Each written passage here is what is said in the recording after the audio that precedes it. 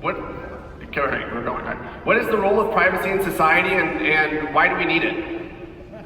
Yeah, I mean, this is one of those questions that we constantly struggle with. It's funny because we just saw Eric Voorhees on stage, and you know, he ran Shapeshift for a long time, which was a very useful service, right? It allows you to go from one chain to another chain, right? From one token to another. And it was free, like in terms of identification. We were able to just openly transact. And then they completely changed their business model because they got, as I understand it, a demand letter from the government saying, if you don't start monitoring all of your customers, if you don't start collecting passports, if you don't start storing all of this stuff for our benefit, we're going to charge you, prosecute you, shut down your business, yank your license. I'm not sure, ask Eric, he'll be around, I guess. And go from there. But the whole thing is, all right, so this is the status quo. This is the way that banking works. This is the way that sorry, I'm getting some indications from back to stage. You guys want me to max it out. But I've got my audio up at 11, so I'm not sure where our audio channels are coming from. But just to reiterate quickly there. Today, you're allowed freedom of speech in some measure online. You know, you can say what you want, and the worst case that you'll get is you're going to get kicked off of YouTube, you're going to get kicked off of Twitter, you're going to get deplatformed, right? This is a big level of interference, but it's happening from the efforts of private companies rather than governments. Now, when it comes to trade, we can't do the same thing where we send money. We can't trade, we can't exchange, we can't interact with each other in the same way. And this is what I think, for me, is the most interesting point about Bitcoin. And I've said this before. Bitcoin is free money, right? And I don't mean that like the price is rising. Really, I don't mean that like the price is rising. This is not financial advice. You guys have heard it. Things are going up really parabolic right now. What I mean is this: the first free money, right? You are able to exchange and interact permissionlessly.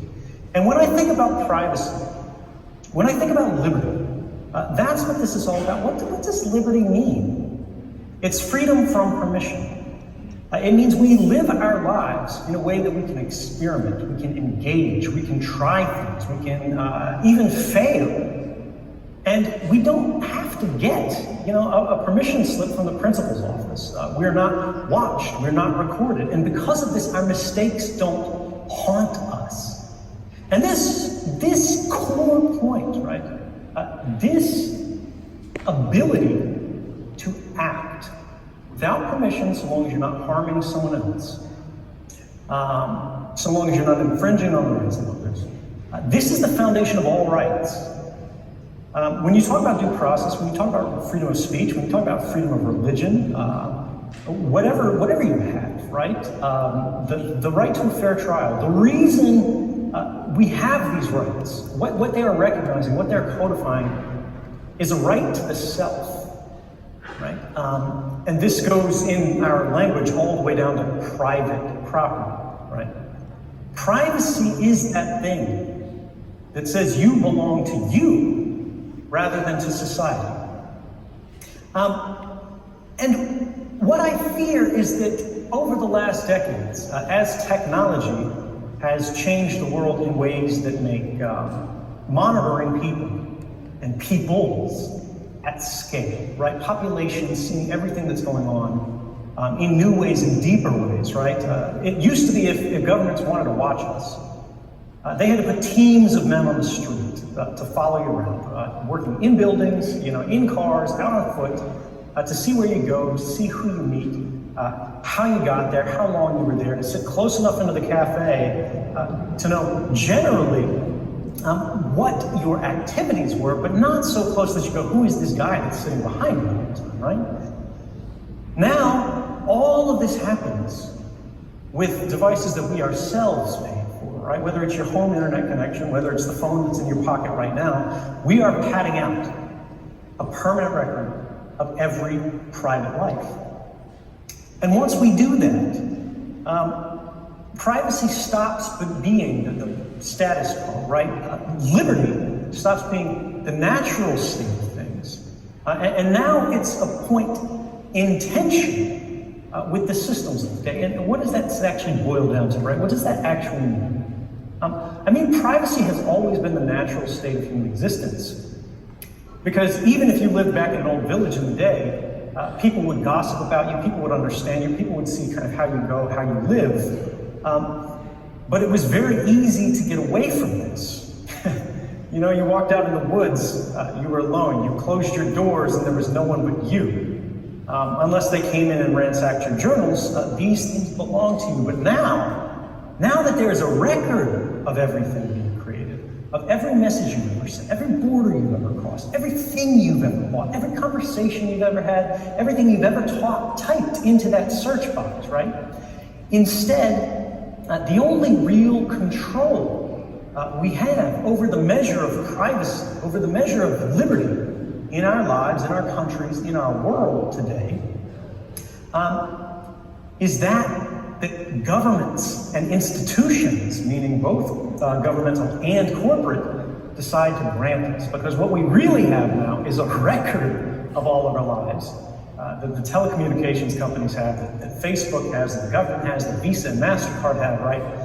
And simply their willingness or their agreement with us that they will not read it, except where the law permits it, except when they choose to break that, and when it's simply too expensive and too difficult. But the whole thing about too expensive, too difficult, just over the span of my life, just over the span of the last few years, we've all seen that difficulty dropping and dropping and dropping. And as we get better deep learning, machine learning, and artificial intelligence methods of sorting through big data, eventually it's going to be cheap, it's going to be easy, it's going to happen on the fly. And so what then, right? So when you ask, why does privacy matter, right? And we scope back from all of this of what's happening now and how does it work, into what it means. Surveillance, you know, everybody thinks about 2013 and why it came forward, and they think surveillance. 2013 wasn't about surveillance.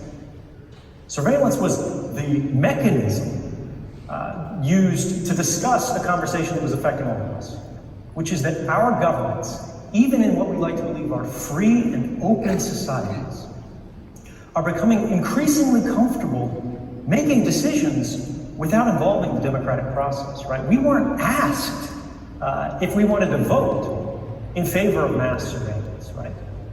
They simply didn't, right? We weren't asked. The courts weren't even allowed to consider if these systems were constitutional. Every time someone got evidence that they were spied on these, and this has been happening back to 2004, right before 2013 came forward, there were indications that this system had been built and that it was operating unlawfully. And we got some of the biggest NGOs in the United States who challenged it. We got the American Civil Liberties Union, who challenged this in court. They were representing Amnesty International, right? And when it got all the way up to the Supreme Court, right, they said, look, this is a really interesting controversy, and this is something that we should be able to weigh in on. But the government, and by this they mean the executive branch, is saying this is a secret. And because it's a secret, the courts don't have the place to decide this, because it's not for the courts to decide what is or is not secret. It's up to the courts to decide what is or is not lawful. The champion of secrets, right, the master of the keys, that's the executive branch. And they say it's secret, so we have to trust them. But that puts society in a position where we have to trust the executive. And if we don't know what the executive is doing, we don't know how to vote. And if we can't vote in a meaningful, informed way, we can't grant consent in a meaningful way.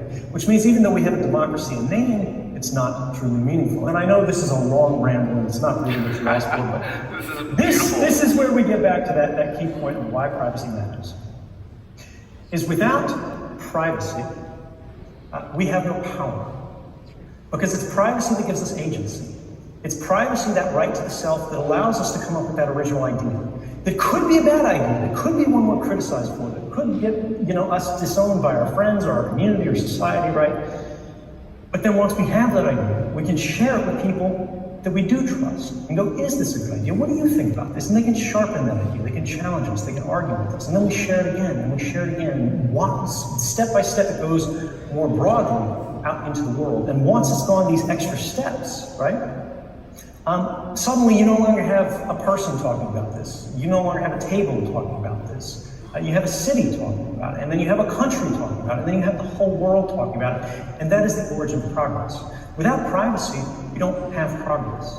Without privacy, we don't have any meaning in the rest of our rights. Because what is a right?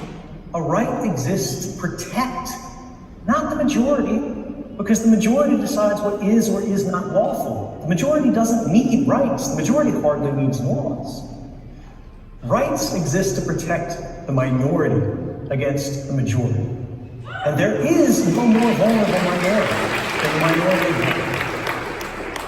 That was a great answer, and I'm going to just jump along on my questions because I feel like that encapsulated a lot of stuff. So your events around the world that are not happy with it. Well, right now, again, the panelists we just had, anybody who's worked in the cryptocurrency space, on the institutional side, can tell you that the first thing government goes after is privacy, right? What they go is, all right, you can have your magic internet for money. You can do whatever you want. As long as it fits our status quo, right? You know, you might be a square peg, but you're going to have to find a way to shave enough off of your system to fit into our round hole. And the problem is the thing that they're really shaving off of Bitcoin, and this thing that they've been shaving off of all of these institutions that are involved in this space are the protections for the people who are using it, right? They're shaving off the digital equivalent of our rights, right? Our freedom from unreasonable search and seizure, interference in our private interactions. And this is what I think is the most important thing that Bitcoin is missing right now, right? All of the Bitcoin developers, you hear them talking about it. We've had panels, I think yesterday at a conference actually, where they talk about the privacy problem and where it's going. And here's the thing. The lack of privacy is an existential threat to Bitcoin. And it's an existential threat to the cryptocurrency space broadly. Thanks. The reason why is privacy is the only protection that Bitcoin has for the users of it, people engaged in the ecosystem, to protect them from changes in the political winds of whatever jurisdiction they happen to live in. And you might be in the United States right now and go, look, you know, I'm a fan of government or I'm not a fan of government, whatever. I'm not worried about this. I've got my passport. Right? I've got my bank statements, I've got everything. I can, you know, give a blood sample or whatever it is that the exchanges are asking for today. And then I can go about my business, right? You know, it's worse every week. But here's the thing about privacy that people forget. If one of you gives it up, because you go, it's not useful for me, you're taking it away from everybody else who doesn't have that level of comfort, right? Who doesn't have that privilege. Go, look, privacy is meaningless to me. Because they live in China, or they live in Russia, or they live in Iran, or they live in Venezuela, right? Where they're very much in a more vulnerable position, or they could be tomorrow, because the laws change every day, right? And this is the thing about privacy that I think so many of us today have forgotten. And why it is so important to defend this is it doesn't matter if you have nothing to hide. Because privacy isn't about something to hide. Privacy is about something to protect. Right? And the thing that you're protecting is a free and open society. The thing that you're protecting is the right to act and to do and to try and to be different, right? Because that's what privacy protects. It protects the different people. It protects the transaction that doesn't match up the other ones, right? And, you know, people will make good arguments here and they'll go, look, there are criminals who use Bitcoin. Right? And they're right. They're right. There are criminals out there who use Bitcoin. There's a hell of a lot more criminals who use the dollar, right? But there are more. But there are criminals who are using Bitcoin, right? And they're serious criminals, and they're people that we don't want basically preying on society. But here's the thing: no amount of chain analysis, going out there and going, all right, Bitcoin is providing at least pseudonymity, even if it's not providing anonymity. And we're going to go, This Bitcoin transaction from, wherever this old TXID, we pull it out of the muck and we dust it out, and then we go, it connects to this one, and this one, and this one, and this one, and this one, and this one, and this one, and then finally went to Coinbase. And luckily, Coinbase is our little deputy. So let's go to Coinbase and let's go, whose name is attached to that. But the thing is, the coin could have been spent 25 times by then. But now you're asking questions, or you're being asked questions. You're going to have to defend this, and you're going to have to go through, where did you get this, and where did you get it from that person? And eventually you're going to have to say, I don't know, and that's going to be suspicious. And if you actually look at the terms of services, terms of service for these major exchanges, when they go into their know your customer policies, right, and their anti-money laundering regulations, where they go, you have to do all of this stuff. And by the way, in every case, they go far beyond what the law requires, because they just want to cover themselves. If you fail to meet whatever arbitrary burden they impose on you, they don't close your account and return your money. They close your account and keep you, right? And so this is the thing that I think people need to think about, is what government goes after today, and will always go after in these spaces, are the on and off ramps, right? They are the points where you either need to buy this, or you need to sell this because you want to sell, or you want to, buy groceries. And at least now, they're not taking that. So very frequently, at Whole Foods, unless you're in a beta or whatever. But this is the thing. This is a point of existential vulnerability. And there are really only two ways to get around this. Fundamentally, you can either structure the system in such a way that you've encouraged enough adoption that now you can spend directly on groceries, and the grocery store doesn't have time to take your blood sample and your passport. Or you can structure the system in such a way that the user cannot prove the provenance of their funds beyond the last transaction, right? And when we have these sort of ageless transactions where you've got one or none, you can go, look, I got this from here, right? And I could have rebalanced my wallet or whatever, and there's no way to show it back beyond that. That's the only way to do it. We need users to have a plausible explanation that they cannot work around, right? There's a lot of developers that are going, oh, we'll have selective transparency. Selective transparency that's not driven by the user and that creates user-facing harms is a problem. Actually, there's one more way to go around this, and hopefully we'll get people in the room who are working with this. And this is to go and just completely obsolete the home market. And the way this works is all of these on-ramps and off-ramps today are driven by basically contact with banks. Anywhere where governments are going, we have to license you to do monetary transactions. And right now, everybody in the space is still going, look, we're incorporated in Texas or San Francisco, or God forbid the state of New York. And because of this, we can only do these this certain way. And if, we have these new FATCA regulations, or if we have something from the New York Attorney General, or anything like that, we're screwed. We have no defense, we have no recourse, we have to reincorporate, right? And we still live in the US, it's a problem. This is actually something that governments count on wherever the jurisdiction is, so long as they have this set of rules. What we don't see happening in the crypto space now, which is honestly unforgivable given how many new sort of millionaires and billionaires we have, is you guys need to start lobbying for more favorable jurisdictions, right?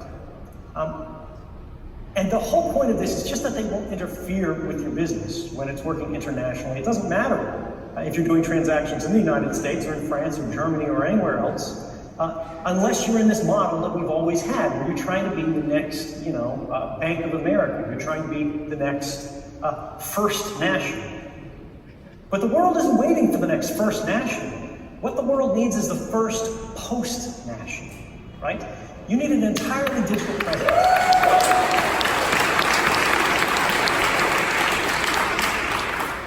But this is a real thing. So long as you have people and desks and machines that they can put their hands on, right? And you're not distributing them through new routing layers, where it's difficult to tell using mixnets and things like that where the communications are originating, where they're ending. And we don't bake this in a way that the user doesn't have to care about. It's invisible to them, right? They just open an app and it works. There's always going to be that point of pressure. And so long as the state, maintains a monopoly on the use of violence, it is always going to be applied in these ways. And I think a lot of people in this room understand that, right? But so long as we don't change and we play by the rules because we go, it's uncomfortable, I don't want to do this, and I believe very strongly that Eric and Shapeshifters didn't want to do this, but they felt compelled to do this, right?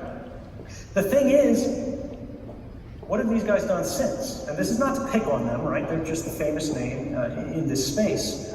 What's next? How do you respond, right? If the response is just go, okay, we lost, you win, we're going to keep filing our taxes and going on with our lives, this is why we can't have nice things. We can, and we will.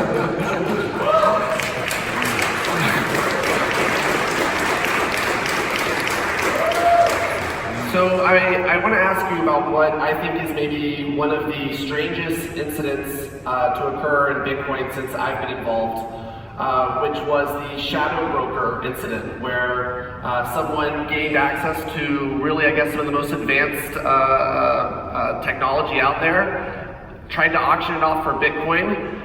It has to be the worst auction I've ever seen executed because I don't think they had any Bitcoin come in. But do you have any context for that? And then can you also speak to how these technologies are being used for ransomware and what implications that has for just cybersecurity and OPSEC in general?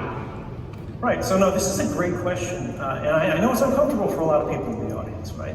Because this gets back to the bad things that are done with Bitcoin. And again, every technology is going to be abused. The thing that we need to focus on is the frequency, right? And the level of damage that's occurred from it. And how do we mitigate that in a responsible way that's still rights respecting, right?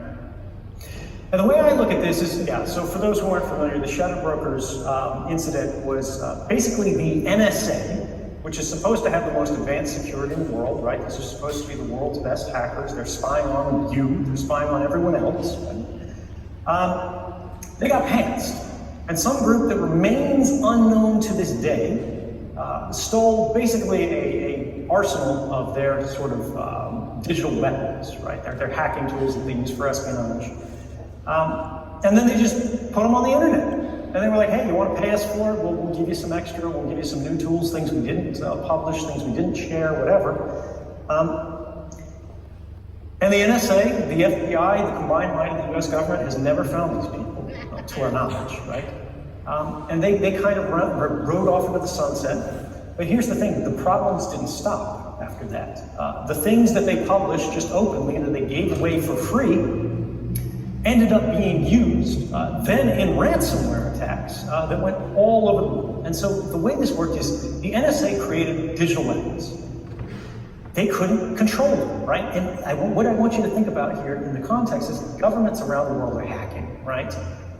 Luxembourg is hacking. And if the NSA can't keep their hacking tools safe, what are the odds Saudi Arabia is going to be able to do the same thing? So now we have all of these governments that are attacking people with these extraordinary capabilities that they cannot keep safe. They eventually get stolen, they eventually get sold, they eventually get leaked, they eventually get ransomed, and then they get used to ransom the rest of us, because now they're just openly in the hands of criminals, right? And recently we had the government of Baltimore that had the whole city shut down basically because their systems got locked unless you pay a Bitcoin ransom, right? They weren't getting back in, and these guys just didn't do a great job in their IT. They didn't have backups. I think I just read that the city in Florida had similar problems.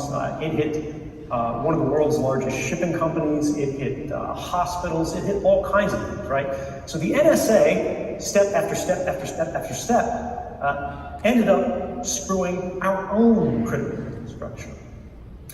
But everybody keys on this point that Bitcoin was being used to ask for payment, right? And sure, okay, maybe it was. It doesn't really matter because I don't believe that was the motivation of these attackers. It seems clear that this was actually done for political effect, and I believe it's actually the state that's behind this, but we don't know. The bottom line is this, all right.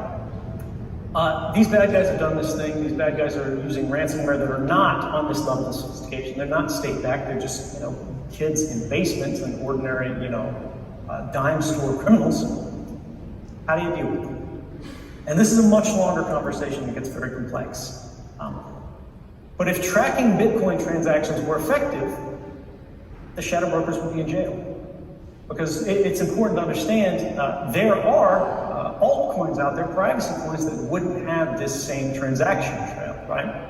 And then you just shift it into a Monero or Zcash, or they've got the new ones, the Green Beam, and these other things David Chow is working on called Elixir, and then you shift it back into the chain, onto the Bitcoin blockchain, and you've got none of that history, right? And nobody even sees this kind of thing happen. But these guys just didn't do that, as far as we understand, or maybe they did, it doesn't matter. There's 1,000 ransomware attacks where we can look at where they didn't do this, and they just did it naked on the Bitcoin ledger, which is completely open to the public.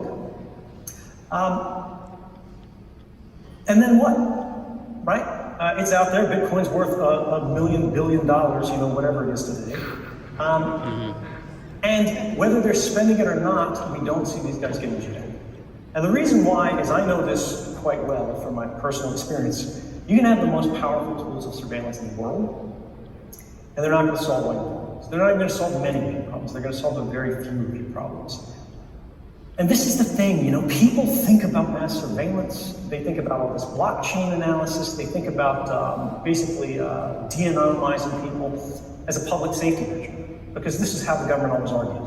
They go, if you don't give us this extraordinary power, if you don't give us this new counterterrorism legislation, if you don't give us this anti-money laundering law, your children are going to die. The Iranians are going to be camped out on the White House lawn, right? The oceans are going to boil off. The atmosphere is going to catch on fire. It's the end of the world. Because that's the emotionally simple argument. And sad to say, it works. And it has worked and will continue to work until we as people change and grow up. And that's not going to happen anytime soon. But the thing here is this. These surveillance programs, when we look at, in the case of mass surveillance in 2013, right, this is the deepest look that the public has ever gotten into how these programs actually operate, who they're targeted against, where they're effective, where they're not effective. President Obama himself, right, who came out and criticized me so strongly in June of 2013, by January of 2014, said, this conversation made us stronger as a nation, although he could never condone what I did, right? Fair enough. I'm not asking for permission.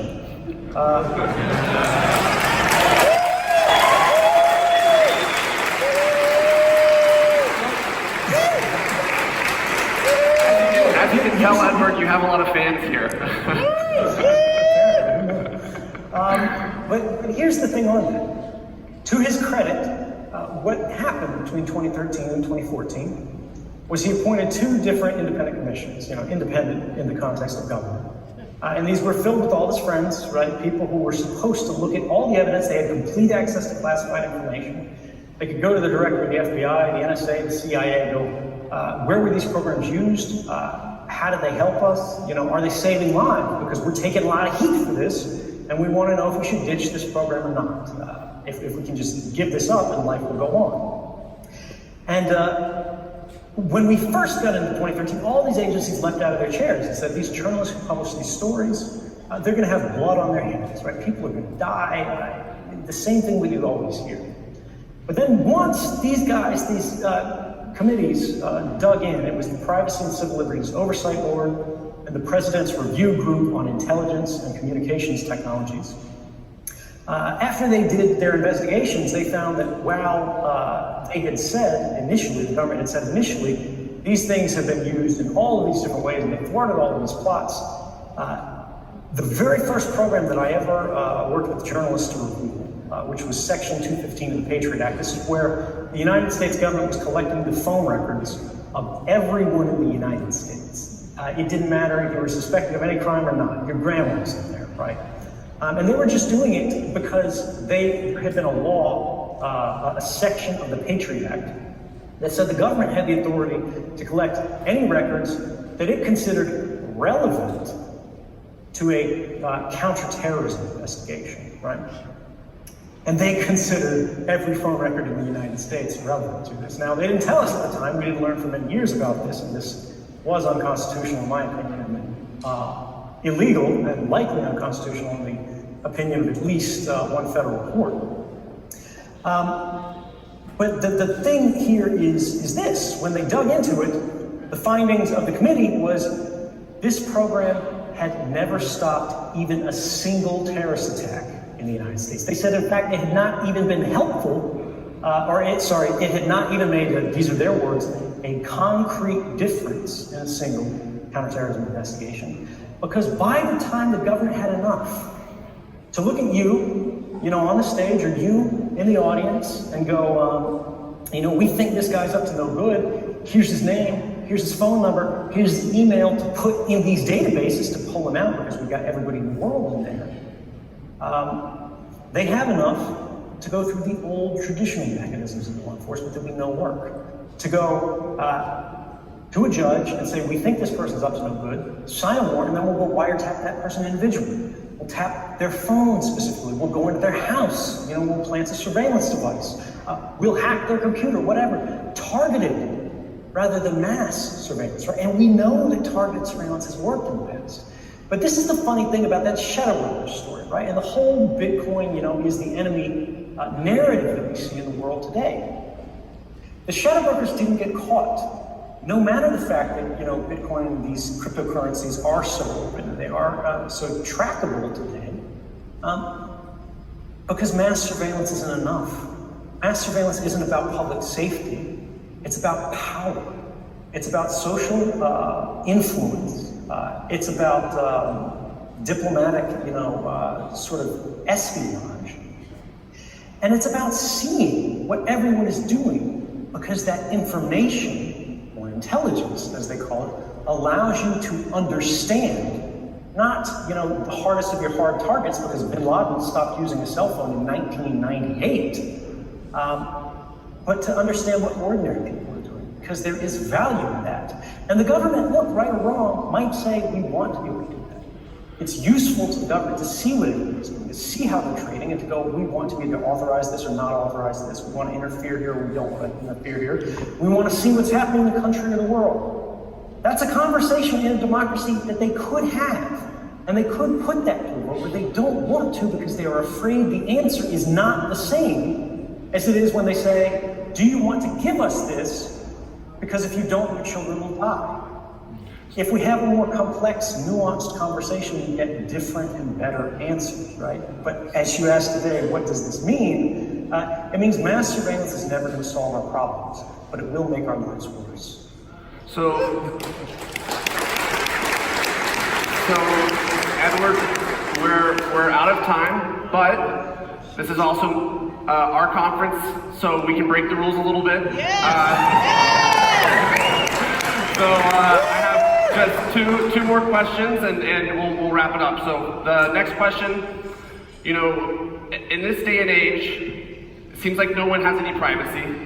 How is it possible that we still have no idea who Satoshi is? And what does that tell us about Satoshi? This is one of the most interesting parts of the Bitcoin story, which is why we're still talking about it all of these years later.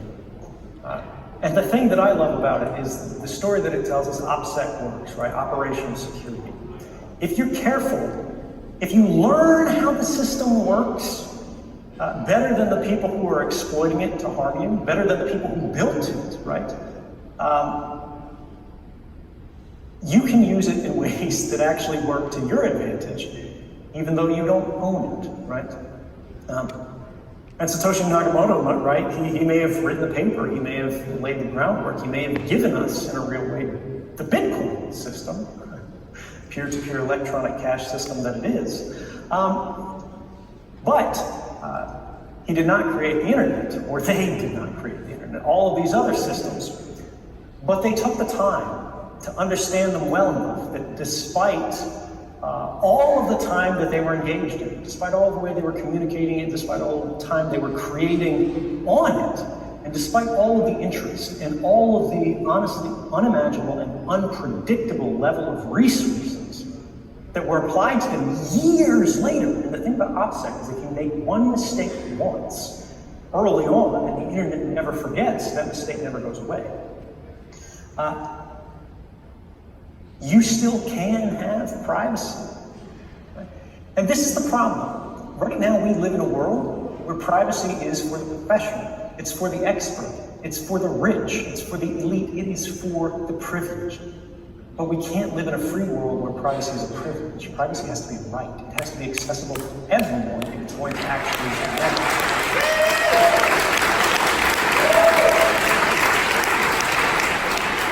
So one more question for you. This is perhaps the most important question. Is Edward Snowden a Bitcoin holder? So, as a privacy advocate, I never asked to deny having any cryptocurrency whatsoever. But I will say this, the story of 2013, right? And it's, there's a lot of nuance we don't have time to discuss here because it's not about this, but, people think I published stuff in 2013. They think I told the truth and everybody knew all that stuff. But that's not actually how it worked. I gathered evidence of what I believe to be criminal or unconstitutional or simply just rights violating behavior by the government. And I took the evidence of that and I gave it to the journalists. Because I wanted them to take my political biases and my strong feelings out of the equation. And they got this information on the condition that they published no story because it was interesting or no story because it was news, but only published stories that they were willing to stake their reputation on, the fact that it was in the public interest to know these things, right? And really the rest is history, right? They got the story out, and the world knew how these systems worked a little bit better. It doesn't have to, change the world. I didn't set out to change the world. I just wanted people to understand what their government was doing, both in their name and against it, right? But it has caused a lot of good for the world, I believe. I was once accused in the aftermath by the US government's most senior intelligence official, then General James Clapper, the director of national intelligence. He said, for pulling forward the adoption of commercial cryptography by 7 years. And he meant this as a very terrible thing. I was like, oh, that's the nicest thing anyone's ever said. But here's the thing in my well, I won't say whether I have Bitcoin or anything else, right? The servers that I used to transfer this information to journalists, because I didn't want these records connected to my name when I understood how the system of mass surveillance worked, they were paid for using Bitcoin.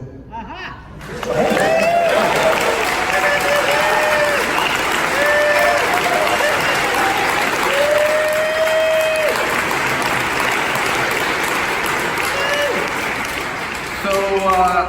I'm not sure if Edward Snowden can see this, but can we give a huge round of applause for a freedom fighter?